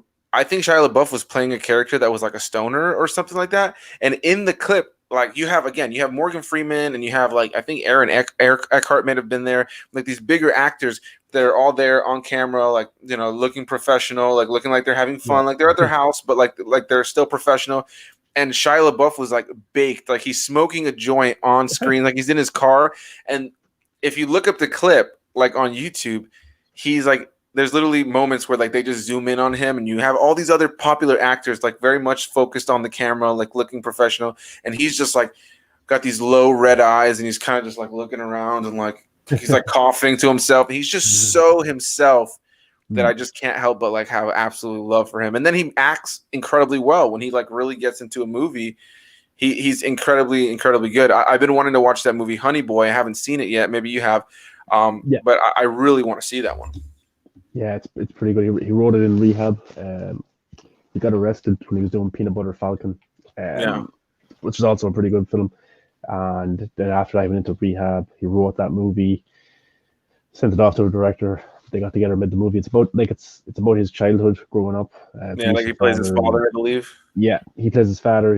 His father was abusive and stuff. It's about him being another actor plays him, Noah Jupe. Um, and yeah, it's just about him growing up being a child star with Disney, and it's pretty heartbreaking, but it's a really good film. And also, he did another one that nobody went to go see was Man Down, where he played a war veteran who goes through kind of a mental breakdown. Pretty good stuff as well. Borg versus McEnroe. He played what's his name? John McEnroe, tennis player, who was known for being angry on a tennis court and yelling out at the referees and stuff as well. He's had some interesting roles, and yeah, he's pretty fascinating, and he does that performance art as well, which is just weird, but it's their characters, and it's interesting to kind of see these guys. And I'm sure it's not easy being a movie star. I'm sure that has a lot of effect to do with it as well. Some of them don't have the right people around them to kind of hold them back, or maybe some of them have too many people around them. So it's kind of fascinating that way. And like they do a lot for cinema, I think, because they're these high profile actors doing these smaller movies or these B movies, and it makes you kind of appreciate that side of the business as well. It's not all $100 million budgets and unbelievable directors and unbelievable writers. Some of them are different. Like I wouldn't call those B movies bad. They're just different. Yeah, no, absolutely. It's nice to have those lower scale like movies, you know what I mean? And that's definitely somewhere where I think like the streaming services really thrive is being able to have all these movies that come out that maybe wouldn't do amazing in theaters because even the one you just mentioned, I remember hearing about it, but I had forgotten the one that you mentioned about him being like, like a tennis star. I'm more interested in that now that you mentioned it. And that's another thing. I really enjoy the roles that he is choosing these days because he's not only just, he's not doing what he did at first, right? Like, and it's understandable, right? He came out of being, the kid from Even Stevens. I grew up watching that show. I Yeah, loved the movie that they did. I thought it was a lot of fun, that show all the time. He did a Disney Channel movie called True Confessions, I believe is what it was called, where he played yeah, a kid with like some sort of mental handicap. And he was really great in that movie. I remember thinking to myself, like, this kid's going to go far based on this movie. Then he started showing up in things like Charlie's Angels. I think he may have even been in iRobot. I might be wrong about that. yeah. He's in Constantine as well. Yeah, there you go. Yeah, stuff like that. And then he got his, probably biggest break to, like as far as big movies, which was Transformers. And then he was in Indiana Jones, and he was doing all these big blockbusters. But I love where he is in his career now as his own person, doing things like Peanut Butter Falcon or, like things like even The Tax Collector, which I haven't seen, but I just visually, I like the different roles that he's choosing. Things like Honey Boy, you can tell he's not going. He doesn't want to be in these blockbusters. Yeah, If he, I'm sure if he gets offered the right one, he'll do it. There was a movie like that movie Fury he did with I think Brad Pitt was in that one, yeah, and he's just a really great actor. I really think that some people kind of think of him as kind of this loony because of some of the things he's done, like performance art. But he just seems so genuinely himself, and he's picking roles that really make him shine as an actor. That aren't really about all the flash and the action and the visuals. It really comes yeah. down to being about the characters, and I think that that's where he really shines. Like he had hit after hit, so he made a lot of money. He did Yeah, Disturbia as well, which was a very good film where he's kind of on yeah. lockdown in his house. Pretty good now because we're all kind of in lockdown here and stuff. So I watched It's that like Fright during. Night without the vampire. Yeah, and so that was a big hit back in the day. So he would have made money from that. He did 3 Transformer movies in a row, big hits. The Indiana Jones movie may not be the best movie, but it made a lot of money. Then he did Yeah, Eagle Eye for Steven Spielberg again. So he had like 5 or 6 movies which made a lot of money. So I'm sure that made him a lot of money. And then when he kind of fell out of love with them types of stories, and fell out with Steven Spielberg as well. And he said he hates movies now that have plot. He just likes character study movies. yeah. So I'm sure he's probably a guy who has so much money that he doesn't really have to do them big blockbusters anymore. And I like how he's doing these arty type of films. But if he wanted, like, if he could have took the easy option instead of the big blockbusters and did a Transformers 4 and a Transformers 5, like how often like these big trilogies come back or these big franchises come back, and you see that the old stars coming back, like Harrison Ford for Star Wars, or even Indiana Jones, Harrison Ford's coming back for number 5. Like he could have been that guy. He could have been the guy who pops up in Transformers 5 to help Mark Wahlberg, that kind of way. But Yeah. he didn't really want to do those types of stories. And I like the career he has put out for himself. And whenever he makes a movie, I'm interested in it. He even had a new Netflix one called Pieces of a Woman. I don't know if you've seen it.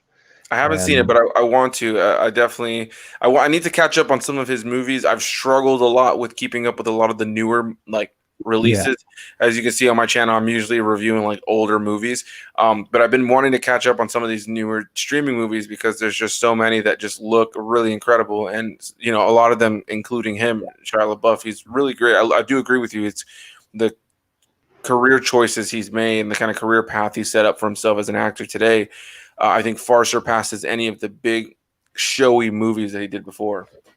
yeah. And I've done a review for Pieces of a Woman. It's on my channel. I did a review for Tex Collector as well, Honey Boy.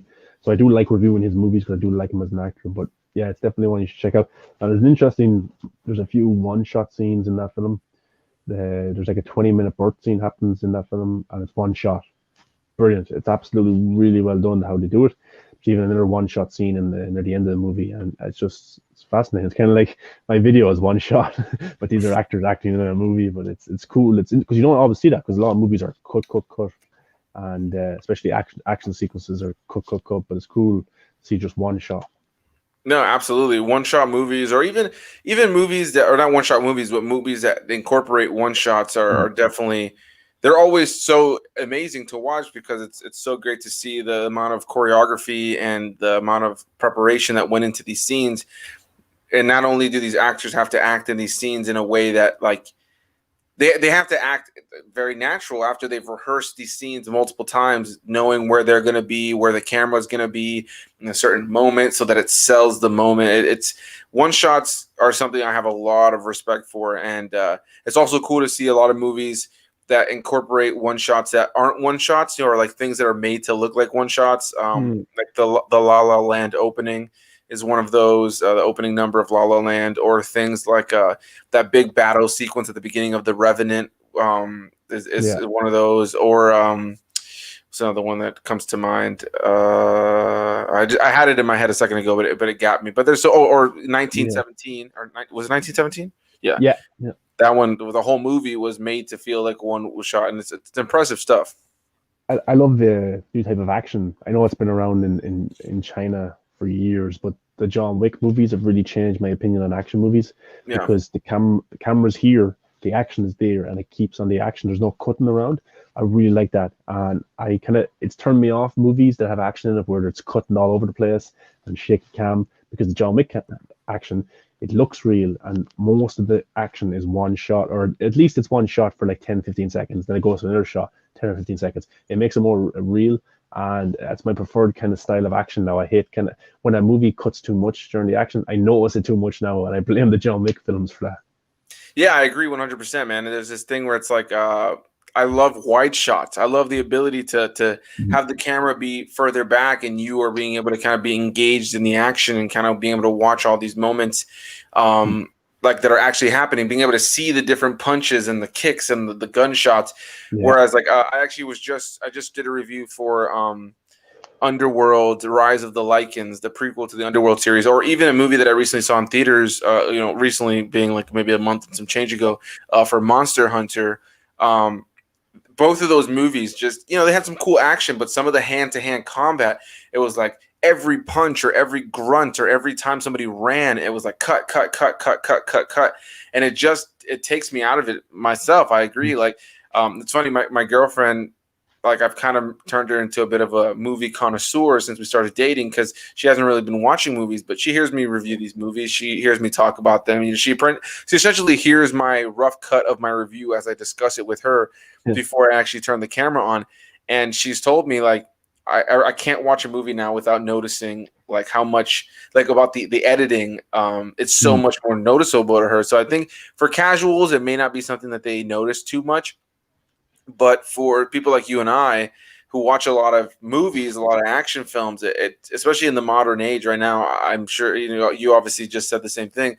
Wide shots and takes that like are able to kind of let the camera be in one spot that move around the action but aren't necessarily up close and personal.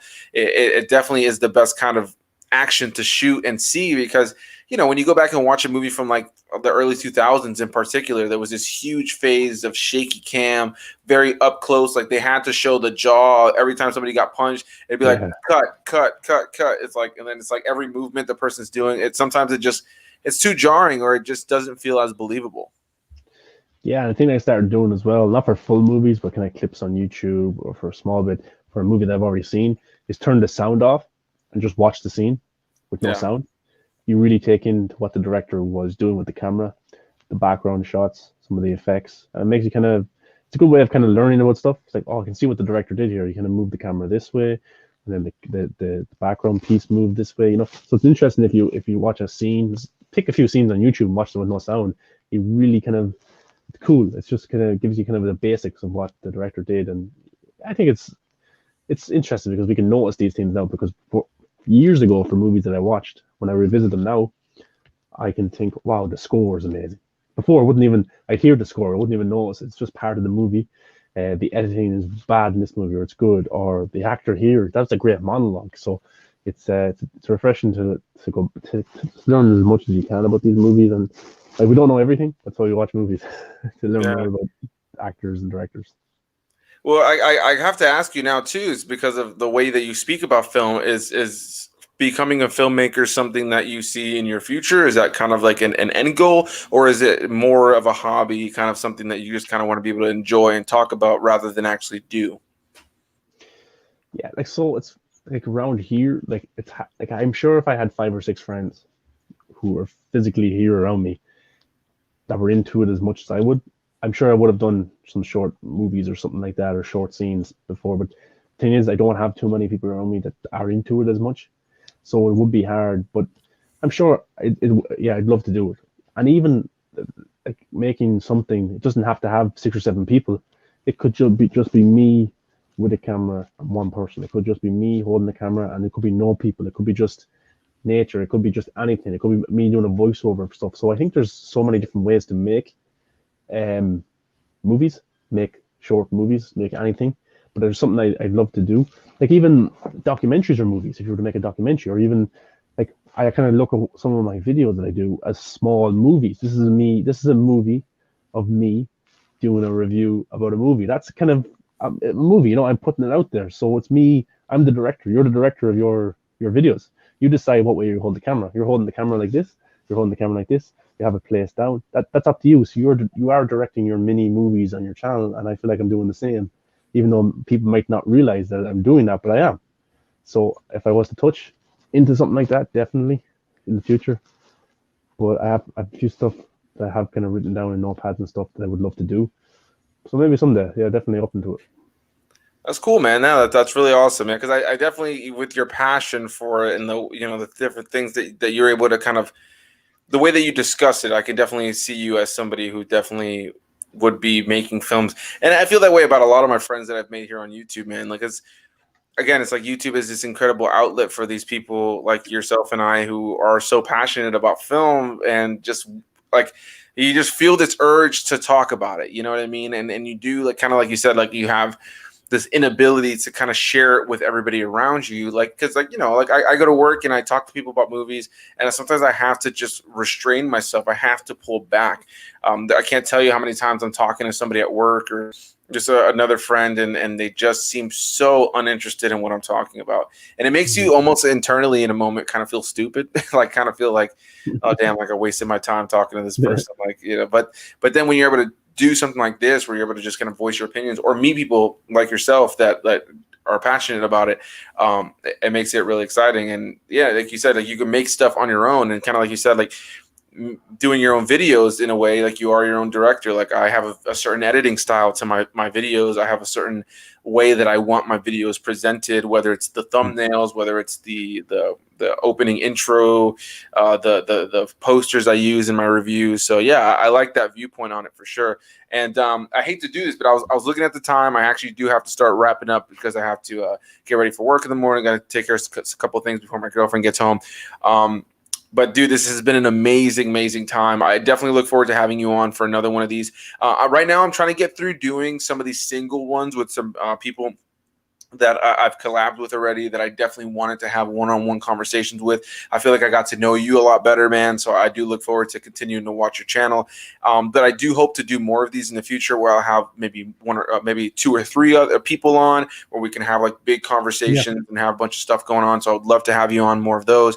And is there anything that you can share with those who are watching? Anything that you got coming up? Anything you want to plug, promote? Any of that? Yeah, no, man, I appreciate you asking me on. I really do love it and enjoy it because it's kind of hard because I don't have people physically here to talk to about movies, but it's cool to go online and talk to people like this. And I appreciate it, man. And I love your channel. I love doing the collaborations with you, and I'm glad I got to find you through social media. So that's pretty cool. But yeah, no, it's just my channel, Movies That Matter. Just type that in. You can find me on Facebook, Instagram, Twitter, and go to the link in any of my videos, and I will bring you to all my social medias and stuff, and also my other kind of movie podcasts. But yeah, I just do it for fun. And if you guys want a friendly, fan community driven environment that you want to talk about movies, I'm always here, and I have no problem doing that. So it's something I enjoy and something I hope you guys can enjoy with me. Absolutely, man. Yeah. So the link to his channel is down below in the description box. Real quick before we do go, I see Trav said yo earlier. I don't know if you're still watching, Trav, but thanks for stopping by. I'll buy the popcorn said that she's jumping on real quick to say hey, and that she doesn't know what was really being said before, but that she definitely loves Ethan Stevens. And she said that she was glad that she was able to catch us. Yeah, man, I've had a great time talking to you, man. It's again, I appreciate you taking the time to talk to me at what now, like 4:11 in the morning over there. I see that somebody I don't know just popped in. J Money Just Us says, "Hey guys, how's it going? Sorry for hopping in right when we're wrapping up, but I do recommend to anybody who's watching this and hopping in near the end, please go back and watch the rest of this video. There's been so much great content that we've been talking about, so many great little topics." The Viking, the dude knows his stuff, is super passionate about DC, Marvel, movies of all kinds. We have a movie review collab coming out soon on my channel for Captain America, The Winter Soldier, the first film to have Joe and Anthony Russo, if I'm not mistaken, in the MCU, the guys that would go on to do Infinity War and the what's it called, Endgame. But yeah, man, thank you so much for being here in the video. Genuinely love your channel, love your passion for this kind of stuff. I look forward to having you on for more videos. I wish we could talk for more time. Time just flew by. I can't believe it's already been an hour and 40 minutes. But any final words, man?